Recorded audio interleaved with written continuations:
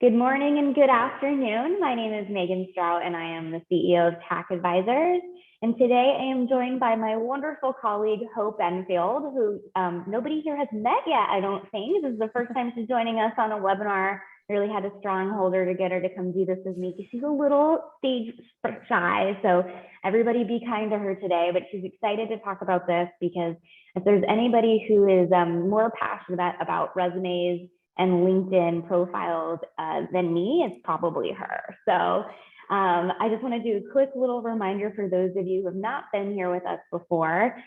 We cannot see you, but you should hopefully be able to see and hear us.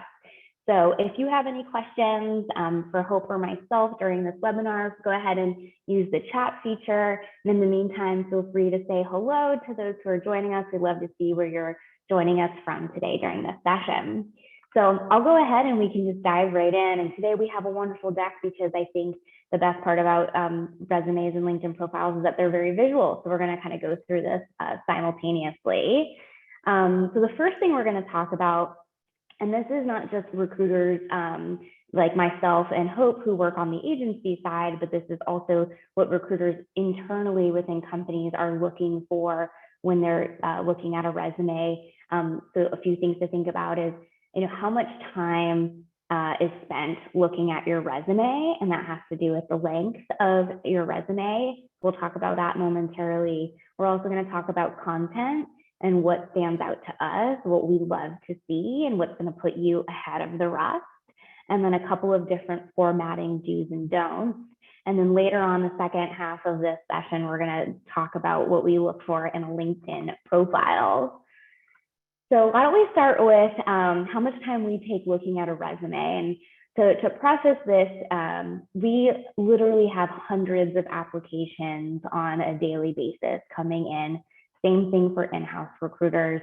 And so for us to be able to get through all of the internal applications, realistically, we're spending at most 7 to 13 seconds.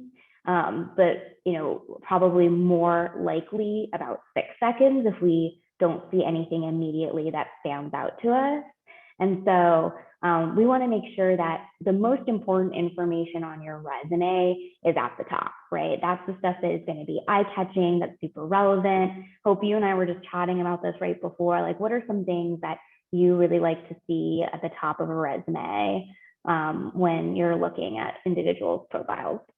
Yeah, whatever is going to be really the most recent. And that sometimes doesn't always have to be a job. So for me, if you're a recent grad, or maybe you went back and you got your master's degree during during the pandemic, then I want to push your education up to the top of the resume because it's the most relevant, the most recent, right?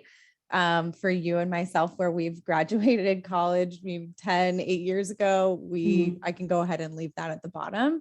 But that is definitely one thing that I would push back up to the top if you're a recent grad or maybe just had a recent master's degree. Yeah, absolutely. And then another thing to think about is, depending on the type of roles you're looking for, you can have a more standard resume template. But if you're looking and applying on a role that is a little bit different from what your norm is, you might want to make a customized resume for every single position that highlights certain projects that you've worked on that are more relevant for that role.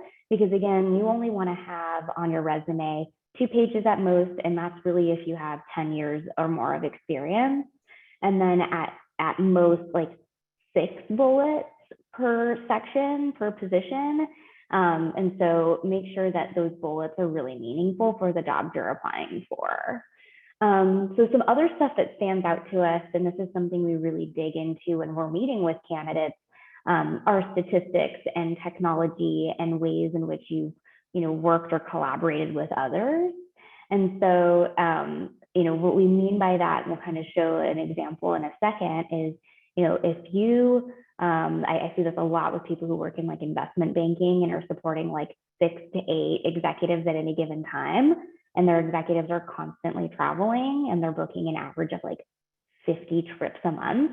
That's a pretty big number, right? Especially in the pandemic when people have been doing a whole lot of travel at all. So that's something you'd want to highlight. So take some time to go back through the past year calendar of your executives and note some stuff like that. Like, how many trips have I booked? How many events have I planned? How many meetings on average per day am I scheduling for my executives? Any kind of numbers like that or statistics are really, really great. And also technology, because now, especially us being in the digital world, people want to know what technology you're using. And so, some technology that I'm really keen and like to see now is like the use of Notion. That's a really hot new program people are using. Obviously, Slack is important, but there's some other tools too that I've seen a lot of administrative professionals use, like Salesforce or Asana. Any other ones that you see that stand out, or you've had some executives hope request for you? I was going to say anything that really is tangible, because if you're more operational and maybe you're helping with HR, then you have experience with an applicant tracking system. If you are using a CRM, I think definitely add those in as well. Any internal communications, I think it's always useful to put the actual software that you've been communicating with and utilizing day in and day out onto your resume. And then in addition to those, bullets, I think any tangible competitive edge points for each of your roles is always something that makes you stand out when you're applying to different positions. And that can be, like Megan said, those numbers that really draw people in if you're planning for a large group. If you're working on events, maybe you've planned a company retreat and it was to Hawaii for 25 people for a week. Those are competitive edges that will set you apart from maybe another candidate who's doing just internal, like happy hours or dinners or something like that. Yeah, absolutely.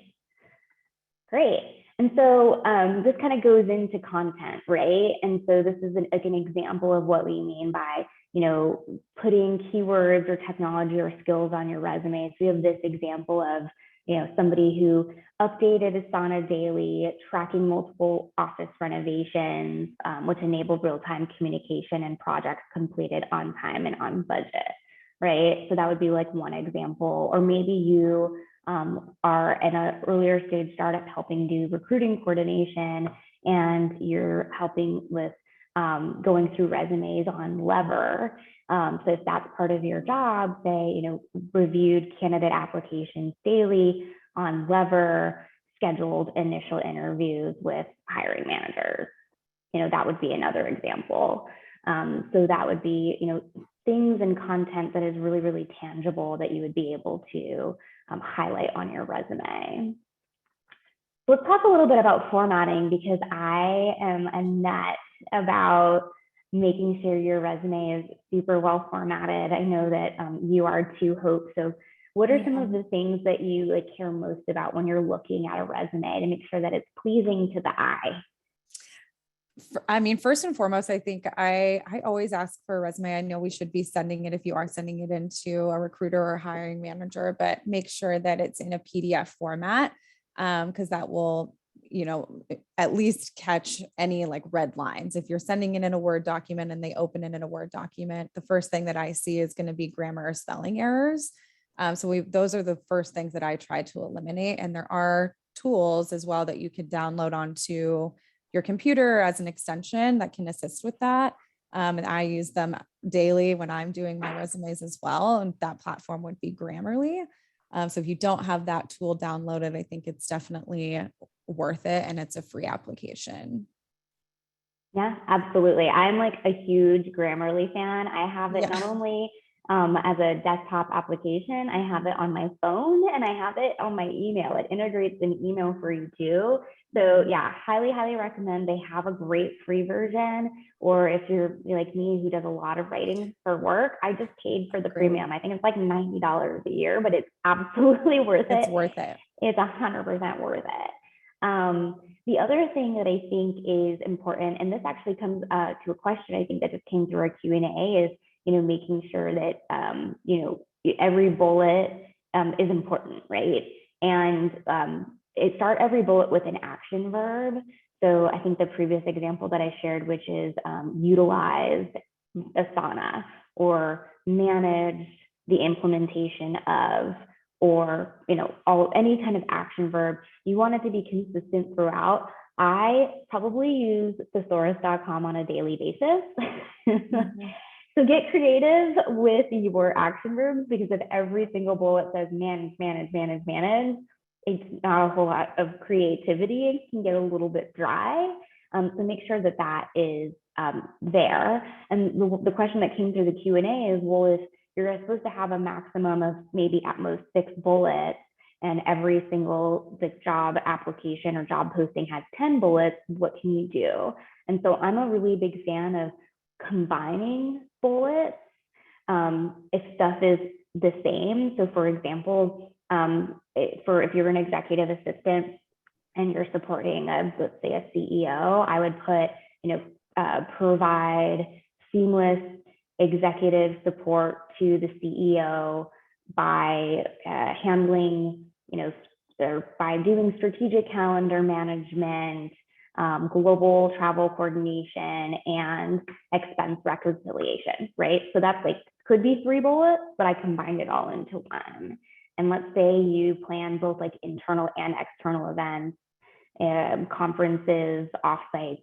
That could be just 1 bullet of, plan an average of 5 events annually, both internal and external, for an average of 500 to 500 attendees, right? And now that's all just 1 bullet. So think through what is stuff that you can kind of group together and make it a real clear, concise bullet, and you should be able to get that down to 6 bullets at a time. The other thing that I think is often missed is showing career progression. And I think that that's super important in any role, especially when you're earlier on in your career, and maybe you're just getting started and you started at a company as an office coordinator or an office manager, and a couple of years later, you got promoted to being an admin assistant. And then a few years after that, you got promoted to being an executive assistant. Show all of that career progression in your resume. Put the dates that you held each of those roles with the different titles, because people want to see how you grew. Alternatively, let's say you've had the same title of executive assistant, but you've moved around within the company and supported different execs in different organizations. That's also super interesting, because we often have clients who are like, we're hiring for our CTO. We really want someone who supported an end org, right? And maybe you're not supporting an end org right now, you're supporting people in marketing, but previous in your career, you supported, a VP of engineering. That's all stuff that you would want to have highlighted as well. So you can show that, different times, like from 2016 to 2017, you supported the VP of Eng. And then from 2017 to 2019, you supported the VP of marketing. That still counts as career progression. So we want to show that as well. Anything else you'd highlight, Hope? I think it's just going back to being able to combine your bullets. I think the easiest way for me to even think about that is being able to combine what I call the big 4 when you're doing executive administration, which is going to be that calendar management, inbox management, travel and expenses, and or you can shift that out if it's events or, whatever one you're handling the most often, the most frequent. And then that way, if you're the point person for AP and expenses, then you can highlight that as, managing all of QuickBooks and running the accounts payable and, the office expenses for 20 people. That can also be its own, which would then be highlighted as a bigger competitive edge point. But aside from that, yes, I've definitely seen the promotions, and it's a great way to highlight the progression. I would also make sure that the top date that you're showing shows the day that you started with the company and when you were, prior to being that promotion, and then to present or whenever it was too, so they can see that you've been there for quite some time. That's a big one. The progression piece, if you've been with a company for 5 years, but you've held different roles, have the top one where it's like, I don't know, say you're working at Slack, the first date that you joined Slack, if it was 5 years ago, like 20, what would that be? 2016, 2017. I'm horrible at math. People know who've seen my webinars before, to present. And then under that, each title that you held across those dates, you can have in parentheses or italicize the dates you held that position. Because at the end of the day, you want to show longevity. And remember, recruiters or executives are taking 6 seconds to skim this. And so we wanted to keep it like glaringly obvious that although you've moved within the company, you've been at the same company for 5 or 6 years. And we had another question come in that said, please expand on your 10-year rule for content. So this is a great example because I have 15 years of experience, but what I keep on my resume is really 10 years of my work. But it doesn't mean that the work I did, when I was 16 wasn't relevant, because it actually is very relevant to what I do now in my career. And so to keep it to 2 pages, I only have an expand on the past 10 years of work, which is, I think, at this point, 3 different companies.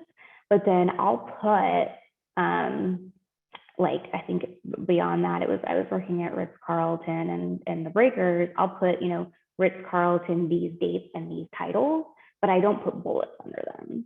And then beyond that, I think the Breakers, I'll put like these dates, these titles back, because it's just the work is relevant. But let's say more than 10 years ago, like the work really isn't relevant. Maybe you weren't doing the same career that you're doing now.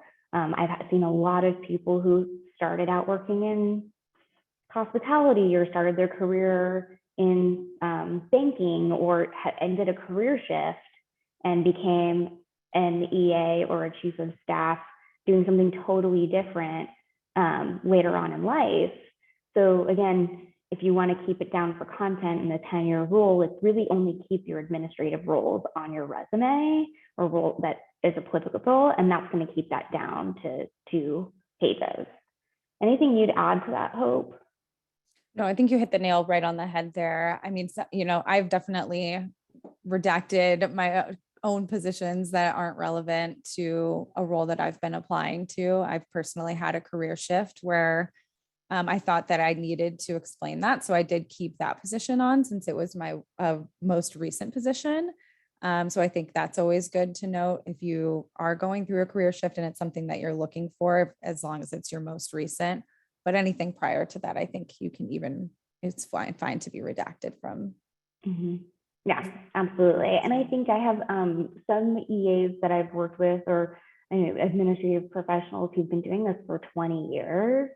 And so I say, unless the companies that you have worked for more than 10 years ago are really relevant to the company you're applying for, like let's say you were at a tech company during like the .com bubble and like experienced like an acquisition or like I don't know, something that is like relevant.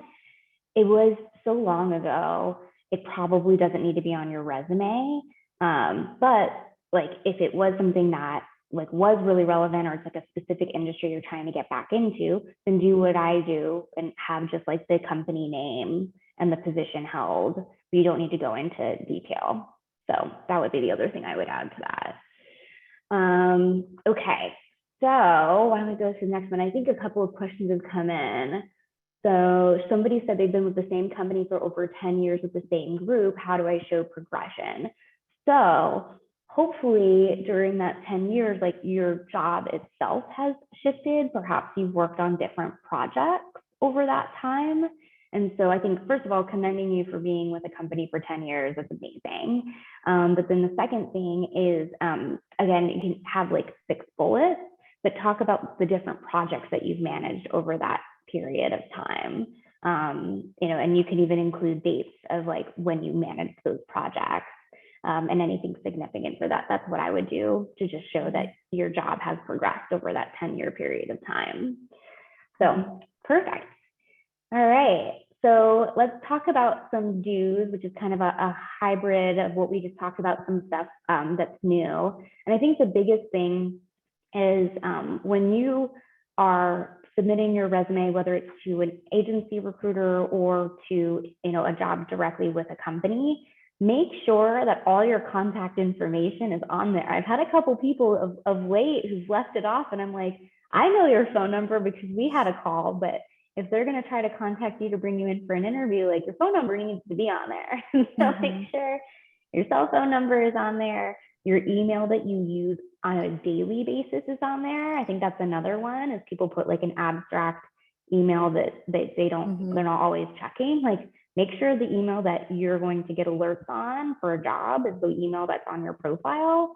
But then additional links, if they are relevant to the role, would be something like, I've had some EAs who like planned a really cool event and have included like a link to the event that they planned, or a portfolio that they created for something. So that would be relevant. And then the only other thing I would absolutely add is a link to your LinkedIn profile if you have one. People love to see how you present yourself externally, especially in this role, because this role as an administrative professional is no longer a secretary, sitting at a desk that nobody sees. Your job is very external facing. You're the face of your executives. And so they want to make sure that the way you're presenting yourself online to the public is going to be the way that you're going to present yourself when you're sitting in that seat. So, and we're going to talk about the importance of a LinkedIn profile momentarily. So I would say that. What else would you include? Yeah, I would say too, especially if you're open to work or if you're active in your job search right now, and not only making sure that you have an email that you look at consistently, but also updating your LinkedIn profile, the email that those messages go to an email that you see consistently, because a lot of recruiters and hiring managers are utilizing LinkedIn messaging and InMails to get in touch with you. And if you have that just directed or forwarded immediately to your email, it's more likely that you'll see it versus missing it. Because sometimes even 24 hours, 48 hours can make all the difference on getting you in front of something. Yeah. And then I think the other piece, which again, typically you want to put towards the bottom of your resume after education, would be any kind of professional accomplishments, any awards, any volunteerism that you're part of. Make sure, of course, that it's relevant to the role you're applying for. But me and Hope were just talking about this. Like, if you were an athlete in college, or even in high school, and you won some type of award for that, like, highlight it, right? Because especially in an admin role, a big part of your job is working together and collaboratively with your exec, with your exec's direct reports, with other administrative professionals. And so I've had so many times where execs say, like, we love athletes, people who are student athletes, because we know they can work well together, and they have had to work really, really hard in life to accomplish something that's significant, right? But alternatively, like, I was part of an academic, scholarship or club thing in college, because I'm not an athlete, so I don't have that to show on my resume.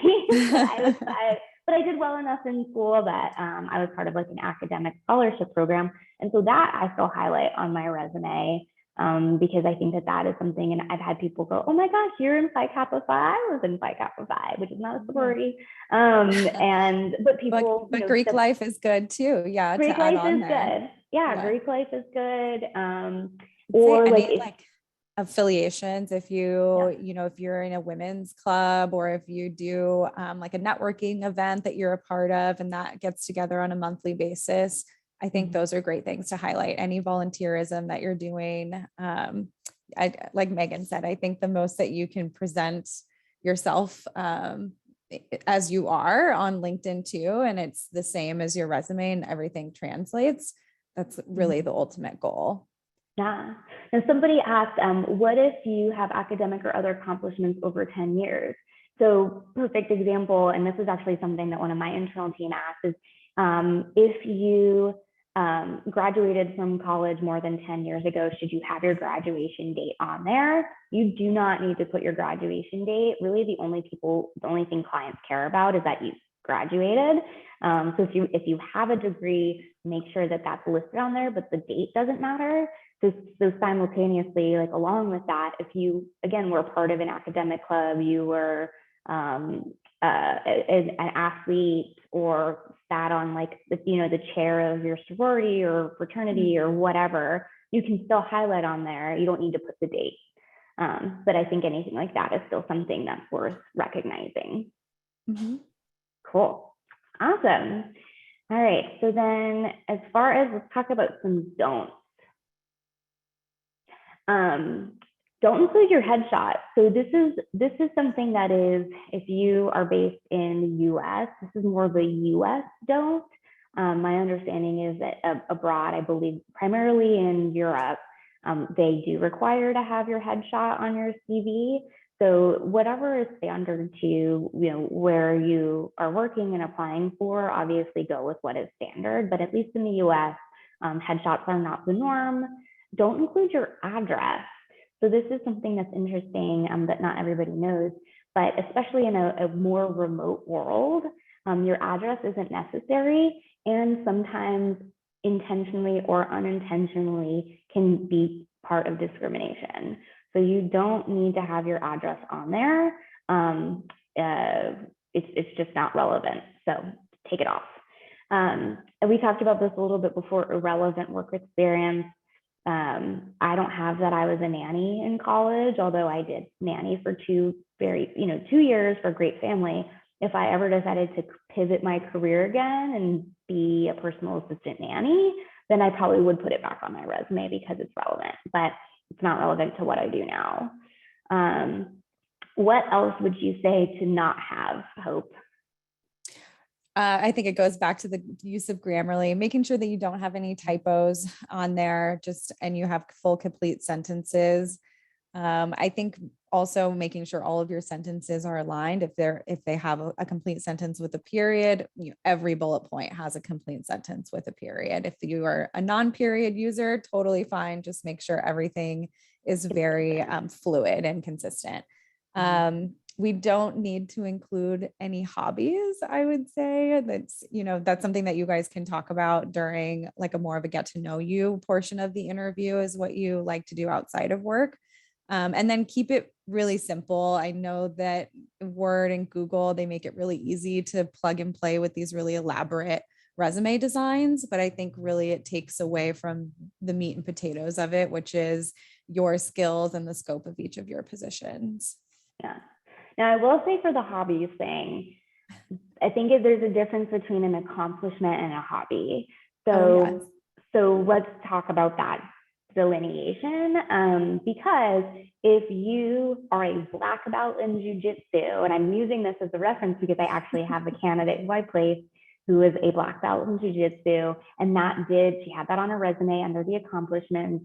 And that did stand out to my executive because he was in his previous life an MMA fighter.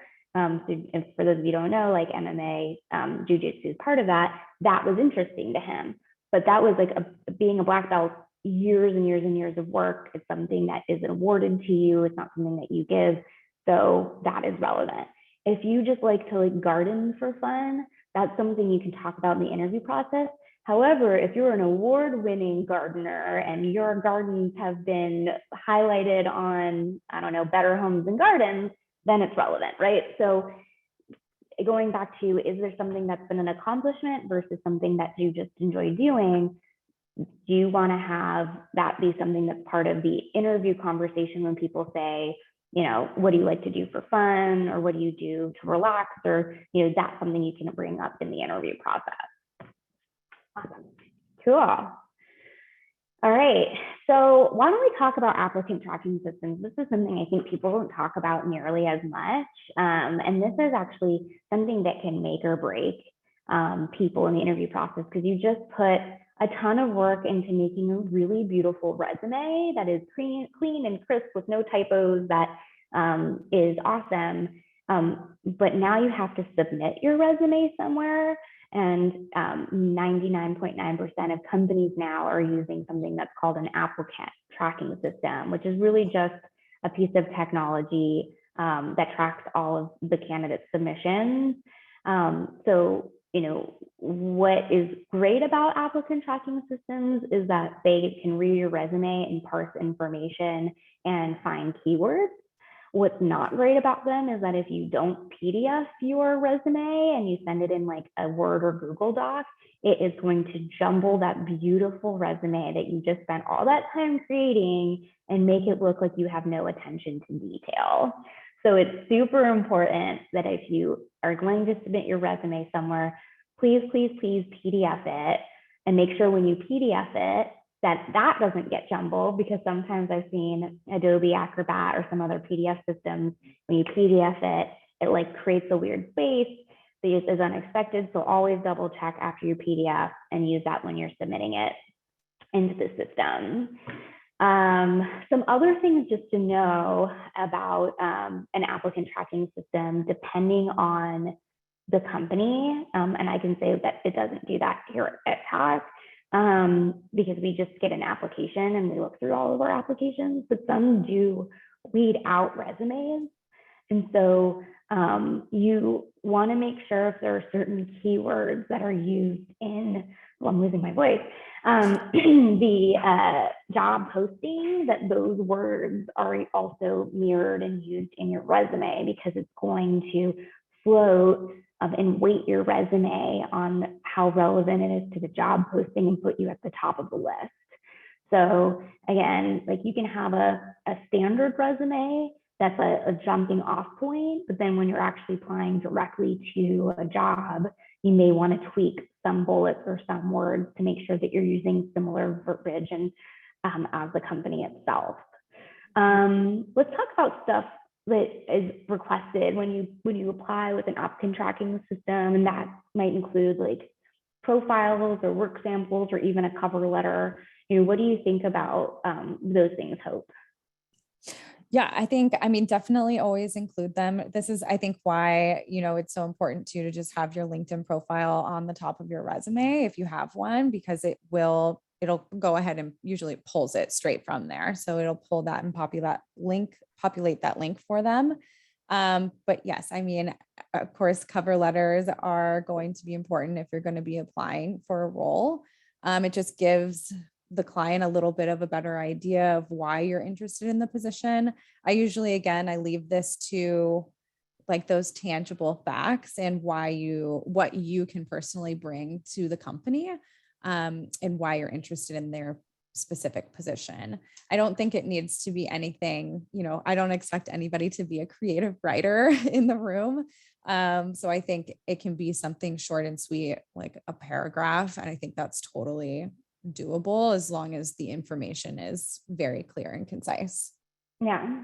And one of the other things, I think both Weber and Greenhouse, which are pretty common, ATS is being used now, will have a section that does say, why are you interested in this position? Like there will be prompts.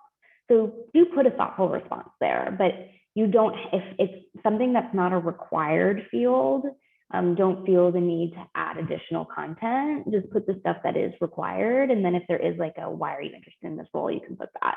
But otherwise, unless a company requests a cover letter, you don't need to add it. Very short and sweet, I think. Short and sweet.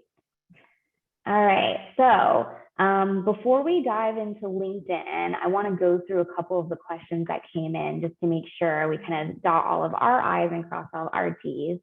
So I had one person ask, I just submitted a resume and had an interview on Monday. I noticed a grammatical error on one of my line items and misspelling. Should I point this out at the interview or no?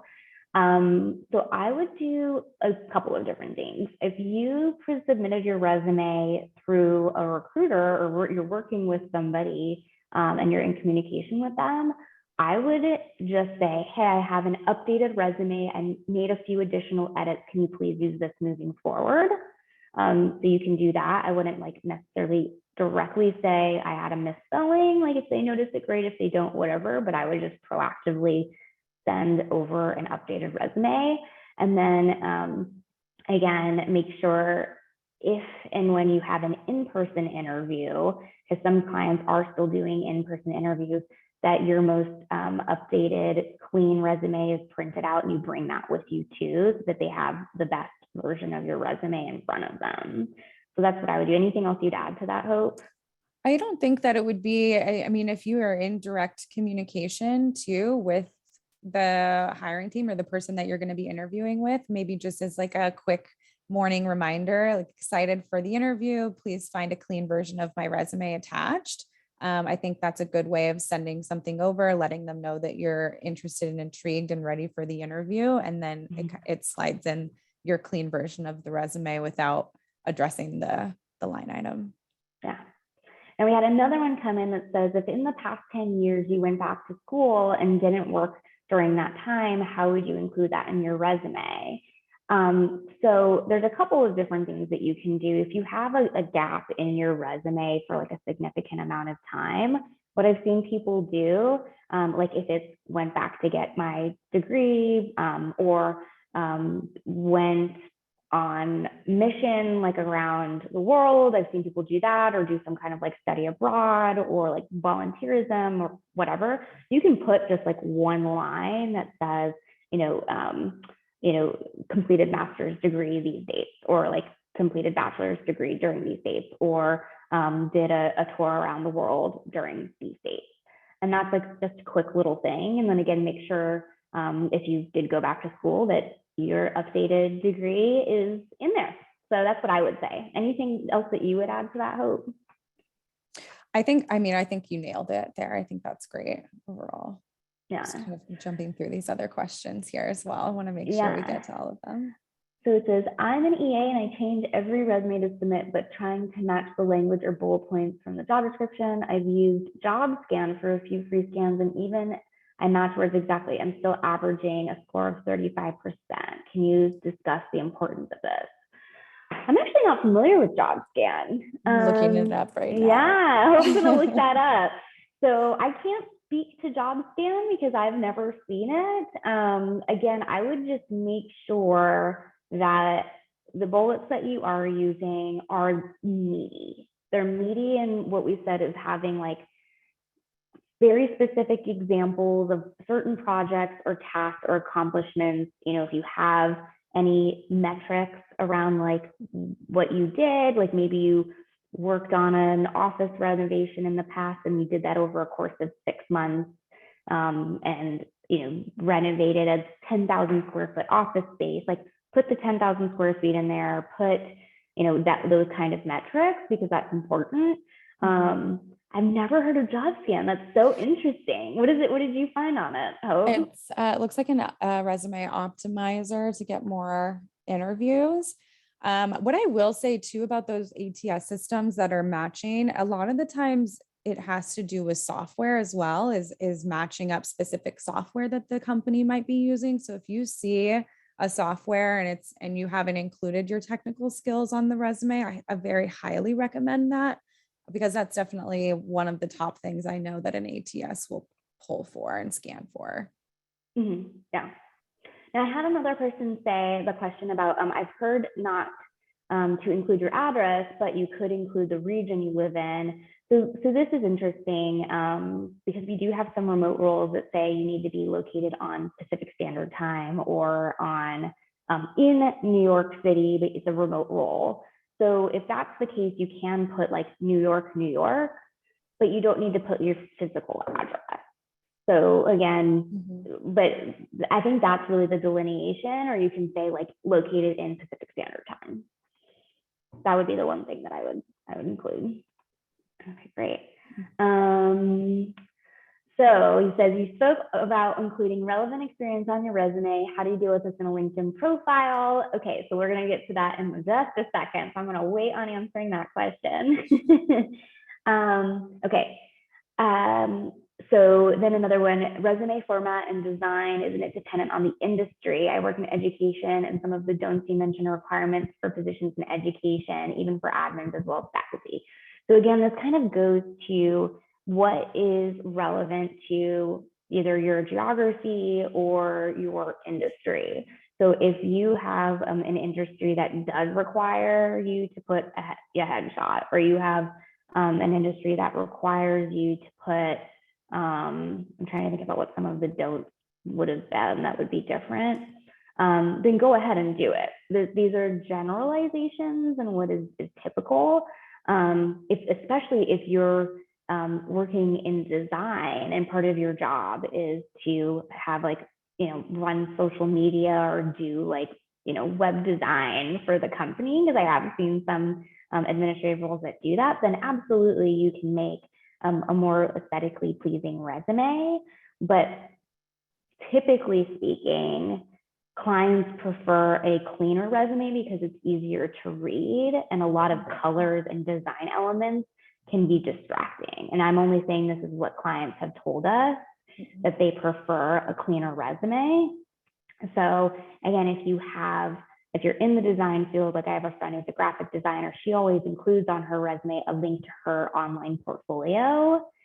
So that way people can see that. So again, like take these with a grain of salt, because every industry is different. And if there's certain things that are required, of course, do them.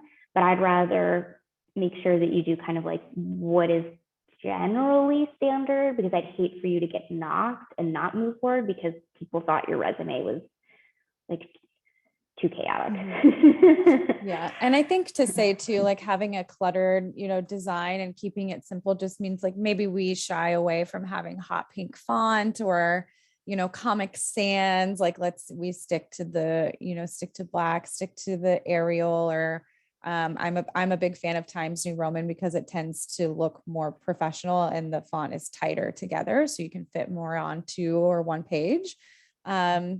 But I mean, aside from that, yeah, of course, if the industry that you're going for wants you to include, a headshot so that they can get like a good idea of what you're looking like before you walk into an interview, then do so. But I think also that's kind of where your LinkedIn comes to play, right? That link to there, so they can see, how you present in a professional setting.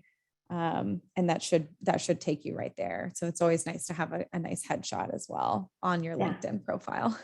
Yeah. Okay, great. Awesome. All right. Well, why don't we go through some LinkedIn questions?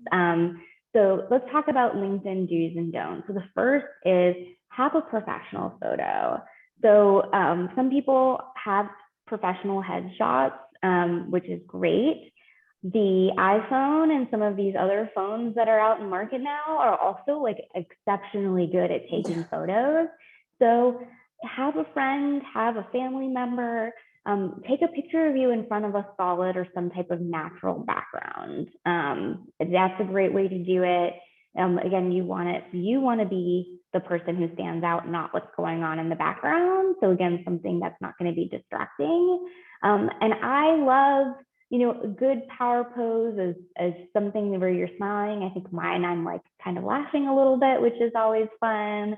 Hope is a little bit more serious. But it's good to have like a nice professional headshot from, your shoulders up.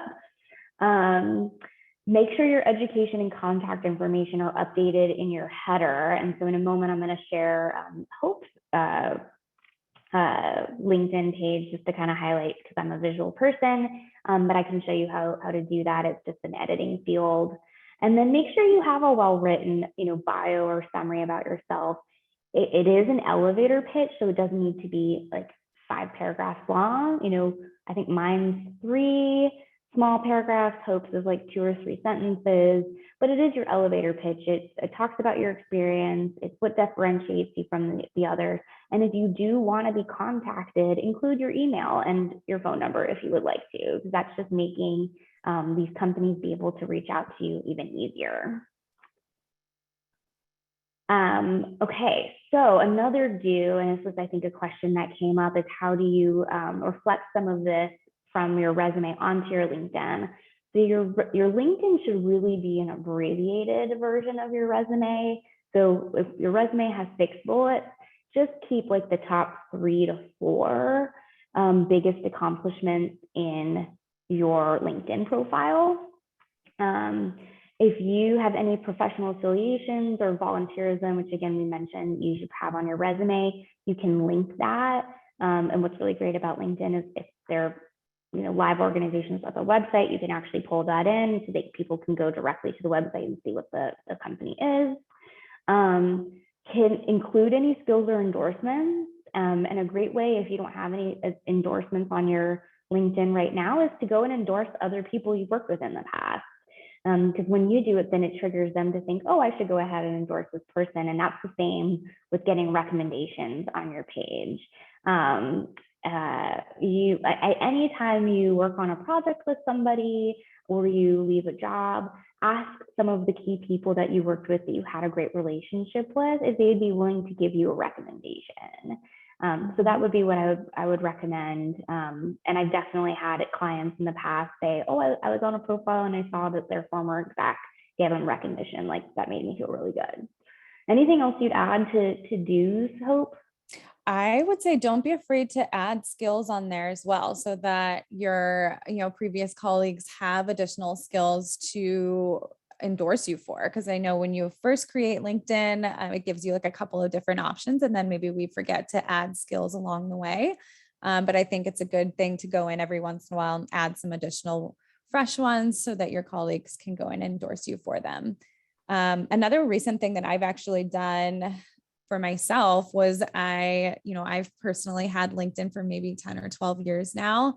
My interests when I first started on LinkedIn have since changed, both personally and professionally. So I did go, I went in and I cleaned up my interests as well. So the different influencers and companies and groups that I thought I was affiliated with or was previously affiliated with, 10 years ago, I've now kind of cleaned that up and started following new companies that interest me now and new influencers in the business world that interest me now. Yeah, I love that. Okay, great. So then some other stuff, which I'll show, Hope I think is actually even better at this than I am, is follow, like, and comment on other people or company pages and posts, right? Especially if, let's say, you're going to be interviewing, again, we'll use like Slack as an example, or Peloton. If you are wanting to interview and you want to work there, follow those pages. If they post something that's interesting to you, like it, comment on it. People want to know that you are supporting what they do, and they're going to look at that, and that's going to be something that they really like. Any kind of major projects, you can actually include, there's an accomplishment section, I believe, on LinkedIn. So if there's a project that you did, you can tag other people that you worked on it with. And that way it shows that you completed a project.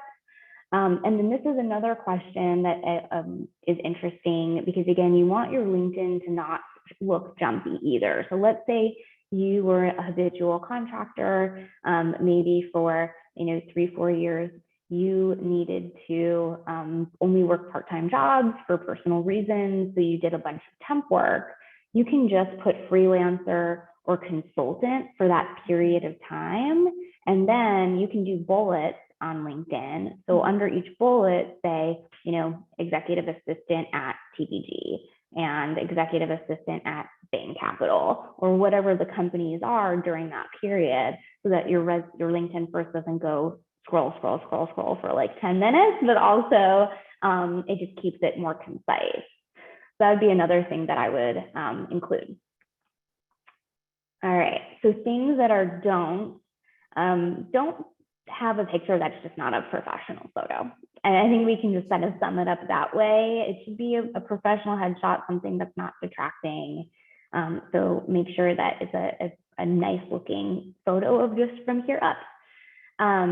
Now, abstract title lines. So this is a hotly debated topic, because I like creative titles, and my co-founder is a big fan of putting interesting title lines like force multiplier, or like in this example, connectors with stars. So I'm not anti that. I'm just anti that being the only thing on your title line. So my preference is, if your title is executive assistant or chief of staff or operations manager, have that, and I'll show what Hope looks like in a second, and then put connector to the stars or force multiplier, or in Hope's case, fairy job mother, because it shows some creativity and it's cute. But the reason why this is important is, if people are looking in LinkedIn to try to find and recruit you, there is on the back end of LinkedIn a search program called LinkedIn Recruiter. And when you are a recruiter like ourselves, or even an in-house recruiter at a company, they're putting in titles. And if you don't have that title on your LinkedIn, you're not going to show up. Mm-hmm. So this is solely for search purposes so that you get flagged to the top of the search bar in LinkedIn Recruiter so people recruit you. Anything you'd add to that, Hope? No, I mean, it's definitely spot on it. Even if we're not using the recruiter platform on the back end, we just can't find you because we'll type into the search bar, executive assistant, admin assistant. And if that is nowhere to be found in your headline, then it just won't populate you as an option at all. So it's, it definitely takes you out of a pool of candidates. But of course we don't I love having a little personal flair. I think it's nice to kind of show your personality as well. And that's a great way to incorporate something like that. So for me personally, and we'll show you talent acquisition manager, and I still have my fun title of fairy job mother, where I can show my personality on the back end. Yeah, perfect. All right. And then the last piece, and then we'll have a few minutes for some additional Q&A, is talking about social media. So this is beyond just LinkedIn. So there's all these other social media tools, and these can literally make or break your career. So I remember back when I was working at the Breakers in high school, this was something that they actually had written into their employer handbook, that anything that you post online is something that you can be terminated for. So, kudos to them for at least giving us the heads up when we first joined. It's a little scary, but I've taken that with me everywhere that I've gone since. And so all of my social media is private. That is like Facebook, Instagram. I actually even have a different name on my social media so people can't find me. Regardless, everything I have on there, like I'm friends with my grandma, so it's kosher. I don't have to worry about her being upset, but you just never know how people are going to misconstrue stuff that you post. So keep it private, or if it's something that you do want to have public, like maybe a big part of your job is something creative. Maybe you're working for like a consumer product company and you help, post doing all of their social media and you want to show that, great. Make sure that it is reflective of what you would want to show on LinkedIn or information that you have on your resume. Make sure it is all consistent. You want to be a good representation. Going back to what we said at the beginning of this webinar, now more than ever, executives are looking at your position as a reflection of them. And they want to make sure that if the Prime Minister of Spain is going to come visit him, like their social media person doesn't find you online and have some questionable concerns. So with that being said, I thought we could really quick also just show Hope's profile. So I'll go ahead and change this just to highlight a couple of things so it's obvious. And let me actually make that smaller. And then we'll answer a couple of questions. So can you guys see my screen? Do you know, Hope, is it showing your LinkedIn profile? I can see it, yeah. Okay, great. So a couple of things to highlight. Have a professional background. I'm assuming this is Miami? It is Miami. All right. Hope and I are both based in Miami, which is exciting. And then the company she currently works for is up here. Where she graduated is here. I think one of the questions is, what if I didn't graduate and have a degree? That's okay. Any kind of affiliations or certifications, we'll show you where that is lower below. So not a problem. And then her about, real quick, these 3 little paragraphs, her email, so people can get in contact with her. It's all about, what she's passionate about and how she brings that to her job every day. Hope is very active on LinkedIn, which is awesome. So all of the stuff that she posts and likes and shares is here. So that's always fun. I love looking at people's posts and articles. is something that I just think is really interesting, and it shows your creativity. And then going back, everybody can see how I have like a million notifications. My phone looks the same way. And so then here's her profile as far as like the places that she's worked, different internships she's had, her degrees, and then look, her volunteerism is here, her certification is here, any of her skills, her endorsements from other people. And then she's both received and given recommendations, which is great. She took extra courses, so like LinkedIn Learning or stuff you've done on Coursera, you can go ahead and highlight. And then her interests, companies, schools, that's all in here. So I would say I'd give you an A on your profile. Great job, Hope. Thank you. And I would love to point out too, like you'll notice that I have a certification in teaching, right? But I did not highlight it up at the top of my LinkedIn profile because it's not relevant to what I'm doing currently. Yeah, but it's still on there and it's still great. So it's still worthy of being on there, but it's just in the section below. So I want to take a couple of additional questions that are on here. So I think we touched on questions around like projects and stuff on your LinkedIn profile. So again, if you've worked on some interesting projects, or like I had one person who I was working with a few months ago who it wasn't a job, but she helped her friend start a startup, which I thought was great, but it wasn't a full-time job, just something she's doing on the side. Like I would add that as a project down on your LinkedIn. So you can still have that.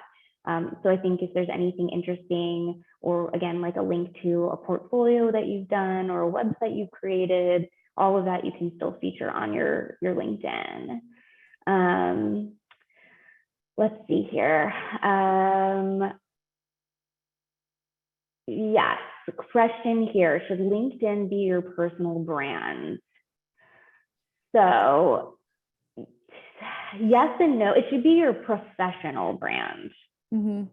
I would agree. So I think that's the question, like the difference of a personal brand and a professional brand. And sometimes they are not mutually exclusive. That, like, if we looked at like my LinkedIn profile, I have some personal stuff on there, but it is relevant. Like I was a board secretary for a sailing nonprofit, and it's not a job, but sailing is something I'm really passionate about, and I do have that on there. I think I also include a couple of like personal interests. So again, like in that profile summary section, you can always say in my personal time or free time, I enjoy doing this, this, and this. And the reason why that is good is, again, on the recruiter side, when we are doing a search query for you, I remember I was trying to find more board members for that sailing nonprofit. And so I literally plugged in the search field, the keyword sailing, and I was able to pull people in LinkedIn that way just because it found the word sailing on their profile. So again, like certain things like that, that is interesting. Let's see. I've seen some fishy job posts on LinkedIn. Any tips for spotting scam job posts? So yeah, what would you say about that, Hope? I mean, I would always look at how many people have applied to the position, and then look at that company's LinkedIn as well. Cause at this day and age, especially with the pandemic, we're through the internet age, most companies are going to have a LinkedIn presence or website at least. But I know personally, when I was first in the job hunt, I also kind of got stuck in these scam, job postings that almost felt like a Ponzi scheme when you got to the interview itself. So I think sometimes they do a really good job at making themselves on the outside look, like a well-standing company, but they really are just kind of like those startup, like sales roles, I would say. Yeah. But yeah, definitely look at the company size, see if they have a website presence, see if they have a LinkedIn presence for sure. And then start looking at those executives too that work at those companies. How long have they been there? How many employees do they have working for them? I think I just would do the due diligence on your end before you send your resume into what sometimes Mhm. can be the black hole of the internet. Yeah. And one other thing that I would also do, and I think on the free version of Crunchbase, you can do this because I actually did this for, I think it was like an app. I was like, this looks really cool and something that would be useful for me in my personal life. But I'm like, I've never heard of this company before. As I went on Crunchbase and I looked them up to see if they are a legitimate company, Crunchbase is an amazing tool. And I went to see like, do they have funding and are they funded by a company that's a venture capital firm or otherwise that I know? Because there are some really early stage startups. We work with most of the early stage startups, right, that don't have a huge social media presence. But usually you can find information like that online too. And then I would say on a recruiter standpoint, because this is one other thing I've had a lot of people say is I feel like recruiters that are agency recruiters post a lot of fake jobs, which I can't speak for other recruiting agencies. I can only say at Tack Advisors, we don't do that. But one thing we started doing is including a link to the job post when we message people on LinkedIn and say like, this is the job we're reaching out to you about. So you can always ask, can I see the full job posting if somebody reaches out to you on LinkedIn? They should be able to do that. Okay, we are over time. Oh my gosh, so many questions. Thank you all so much for your time today. I hope this was helpful. There were a few additional questions on whether or not this is going to be shared and reposted. Always, we post all of our webinars on our website on our on-demand page. So that will be posted within the next couple of hours. And then if you registered and you attended, or if you registered and didn't attend, we still send out the link to this recording and the deck that we used today. So you guys will have this information in your inbox. So thanks so much for your time. Thank you. Hope you did amazing. Thank you. It was fun. We had fun. We did have fun. All right. Have a wonderful day, everybody. Bye. Bye.